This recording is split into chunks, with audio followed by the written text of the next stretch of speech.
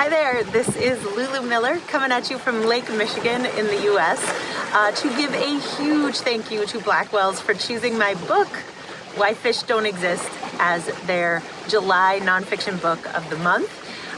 The paperback just came out. This is actually the hardback. The paperback is so new, I don't even have it yet here in the States, but you do. And yeah, just a little introduction to what the heck this book is. It's very hard to categorize. I wrote it as sort of a scientific adventure story. It examines this taxonomist from the 1800s and early 1900s who was obsessed with ordering the natural world. He was an ichthyologist. He was very interested in fish, and his discoveries would kick off a chain reaction of science that eventually helped us to understand that fish, the creatures that I used to think were swimming right out there, are actually not really fish. And this is not just a linguistic party trick. This is a real, in my opinion, deep understanding about how our categories for the world aren't always correct. And when you begin to accept that, when you begin to exchange comfort for truth, you can inhabit a wilder world.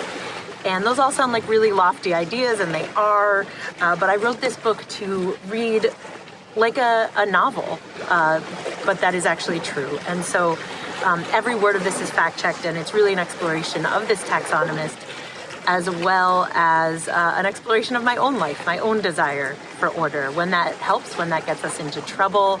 It's been called sort of a hybrid of science and memoir.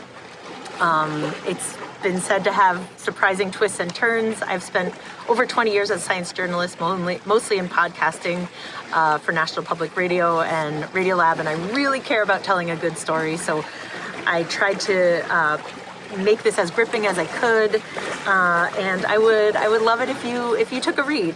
I think my favorite review of the book has just simply said that if you're feeling underwater, give this book a try. So if you are feeling underwater, a little lost in the chaos of our world, I would love if you check this out and let me know what you think.